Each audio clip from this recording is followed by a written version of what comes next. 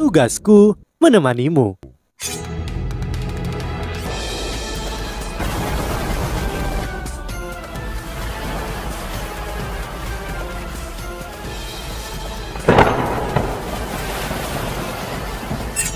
Hai sahabat Pasuk, kembali lagi bersama alur cerita versi novel Solen 2 Sekte Tang yang tak tertandingi.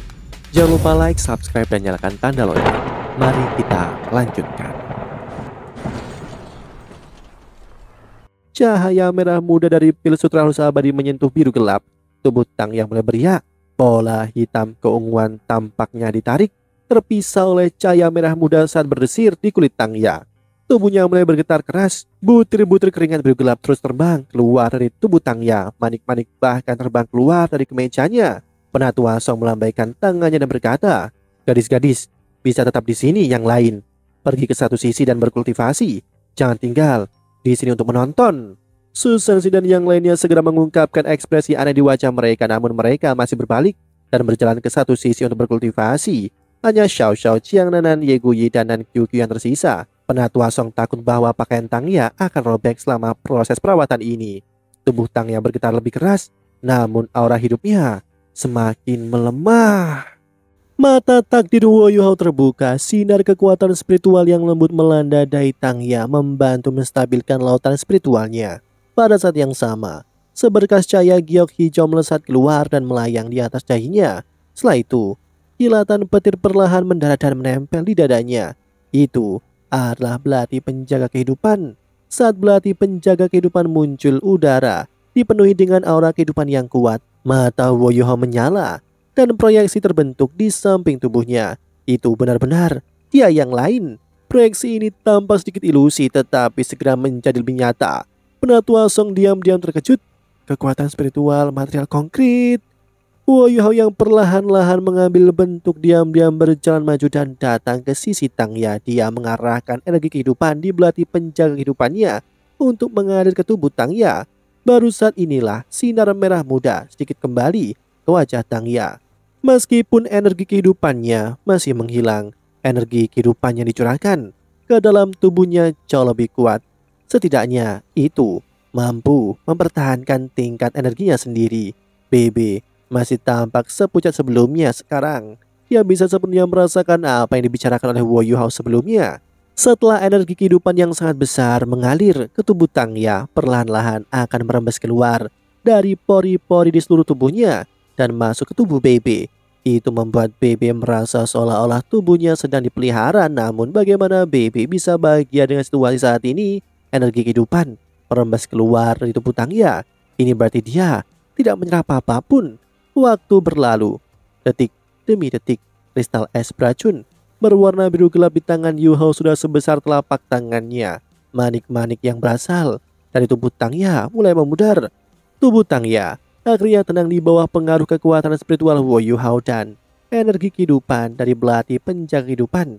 Dia perlahan tertidur lelap. Wo Yuhao menarik kembali pil abadi.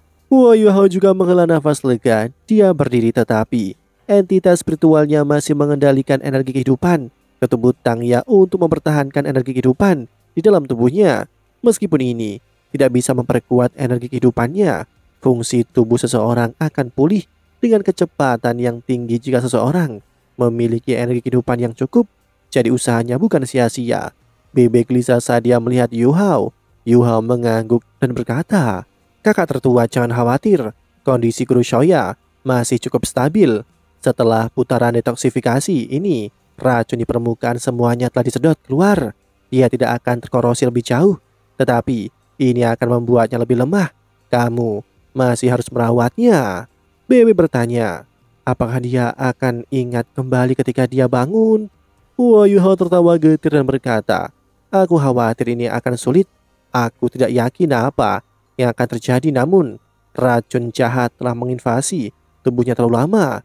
Lautan spiritualnya telah sangat terpengaruh. Dia akan membutuhkan waktu, bahkan jika dia pulih. Selain itu, lebih banyak racun harus dikeluarkan dari tubuhnya sebelum dia bisa pulih. Kakak tertua, kamu harus berbicara lebih banyak dengannya. Ini akan sangat membantunya dalam memulihkan ingatannya, mengenang beberapa hal pribadi denganmu." "Baiklah, terima kasih Yuhao." BB tahu bahwa ini adalah hasil terbaik yang bisa mereka raih.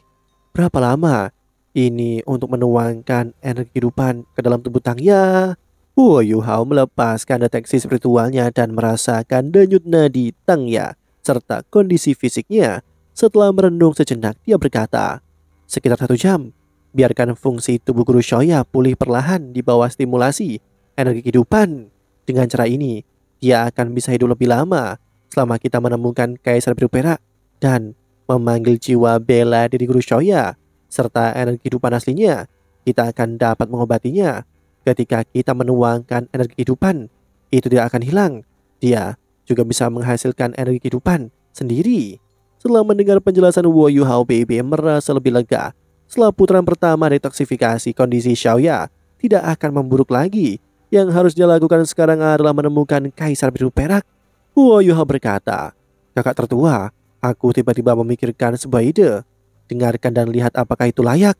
Oh, mata BB menjadi cerah. Wu Yuhao berkata, karena invasi ke Kaisaran Ryu dan perluasan kota Shrek saat ini merupakan tempat ramah di benua. Setidaknya, inilah yang difikirkan semua orang dari 3 kekaisaran di benua Doulo. Di kota Shrek ada kekuatan dari setiap kekaisaran. Selama bertahun-tahun nama Sekte Tang perlahan tumbuh.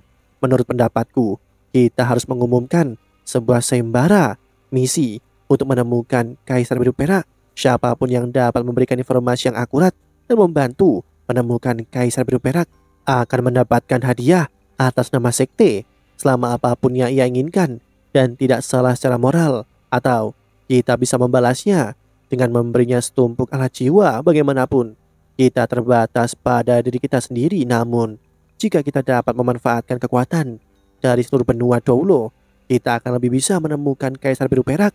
Setelah mendengar kata-kata Yuhao, BB sedikit terkejut. Setelah itu dia mengalungkan alisnya dan berkata, tidak, kita tidak bisa melakukan itu.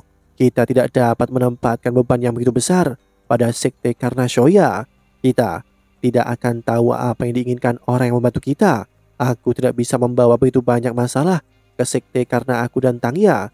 Bahkan jika kita harus membayar seseorang, itu harus dengan nama aku. Wu Yuhao menggelengkan kepalanya sebagai jawaban. Tidak, kakak tertua. Kamu tidak cukup persuasif. Aku khawatir kamu tidak ingin mendengar ini. Tidak peduli siapa itu, kemampuan individu kita tidak dapat meyakinkan seluruh kekaisaran untuk membantu mencari sesuatu. Namun sekte Tang berbeda. Saat ini, 3 kekaisaran di benua Doulo telah menggunakan alat jiwa yang telah kita hasilkan. Mereka juga tahu hubungan dekat kita dengan akademi. Dengan ini, kita akan dapat menarik perhatian mereka. Begitu kita mengumumkan misi ini, dari sana mereka akan membantu kita menemukan Kaisar Biru Perak. BB menghela nafas dan berkata, Yuhao, aku tahu niat baikmu, namun kita tidak dapat melakukan ini. Butuh waktu lama bagi sekte Tang untuk mencapai apa yang dimiliki saat ini. Kita tidak bisa melakukan ini hanya untuk Shoya. Kenapa tidak? Kami pikir itu bisa diterapkan. Chiang Nanan tiba-tiba menyela. Nanan. BB mengangkat kepalanya untuk melihat Chiang Nanan. Chiang Nanan tampaknya sangat teguh. BB, apakah kamu masih ingat mengapa kami bergabung dengan sekte Tang? Kami tidak bermaksud memiliki sekte yang kuat. Kita adalah rekan satu tim dan teman. Jujur, Shoya adalah pemimpin sekte nyata dari sekte Tang. Kamu hanya bertindak atas namanya dan mengambil alih otoritasnya karena dia belum ada. Sekarang pemimpin sekte kita yang sebenarnya dalam masalah. Bukankah kita harus melakukan yang terbaik untuk membantunya? Selain itu, bukan hanya dia, tidak perlu siapapun yang menghadapi masalah seperti ini di sekte. Kita akan melakukan semua yang kita bisa untuk menyelamatkannya. Hanya dengan cara inilah kita dapat menunjukkan betapa bersatunya sekte Tang, sehingga setiap murid sekte bersedia melakukan yang terbaik untuk sekte ini dan memperlakukan sekte ini sebagai keluarga. Aku pikir ide Yuhao bisa diterapkan.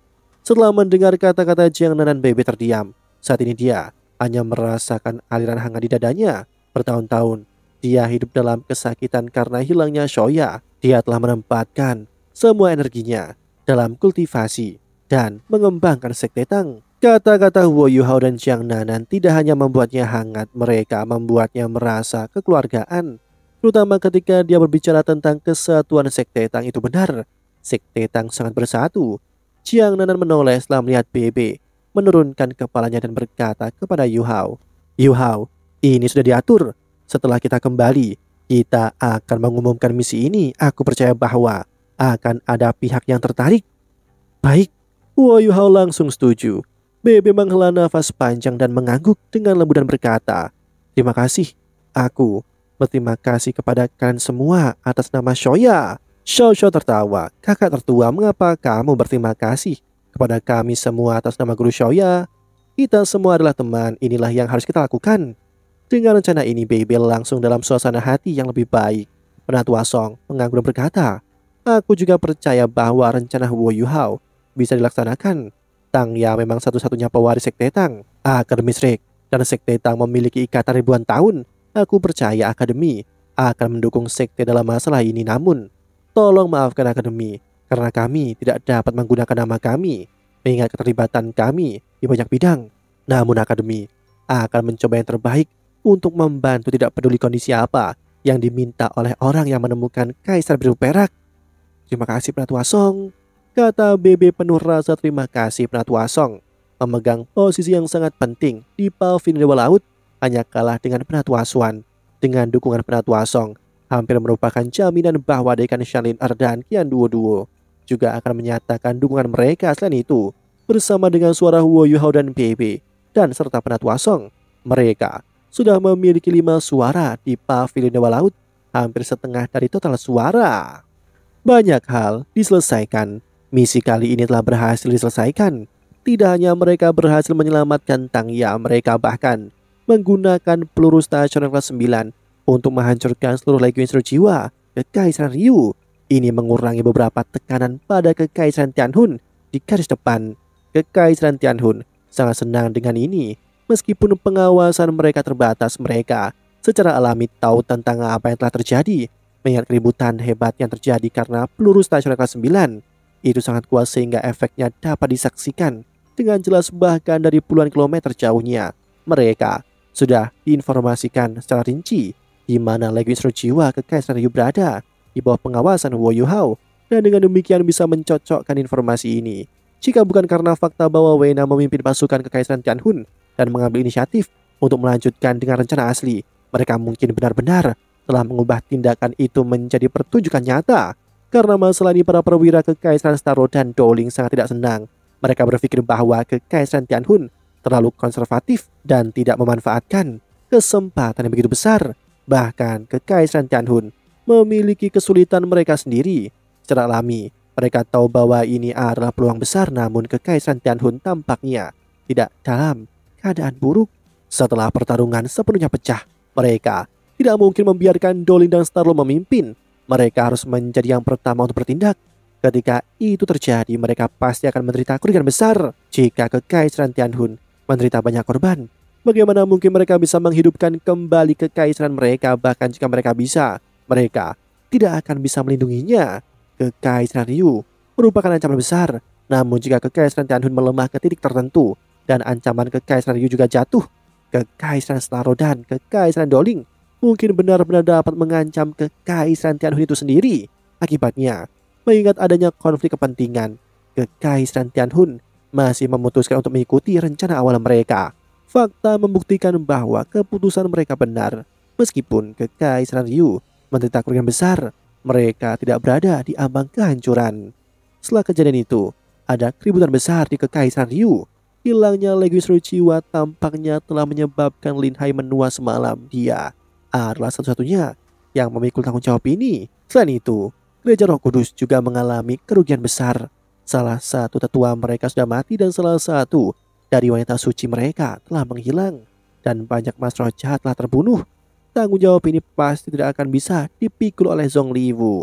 Ada investigasi luas yang terjadi di pangkalan Kekaisaran Ryu. Namun 3 hari telah berlalu dan sepertinya orang-orang dari Shrek telah menghilang ke udara. Tidak ada petunjuk tentang keberadaan mereka sama sekali. Satu-satunya hal yang dirasakan Zhong Liwu adalah beruntung adalah Nanggong Wan, penatua ketiga dan penatua keempat, semuanya selamat. Meskipun mereka telah menderita luka kritis, energi kehidupan mereka sebagai seorang Feng Hao dulu sangatlah kuat. Setelah periode waktu pemulihan tertentu, mereka dapat dipulihkan. Demikianlah kisah untuk kali ini. Sahabat Pasuk, jangan sedih, jangan bimbang, apalagi galau. karena aku kan selalu menemanimu.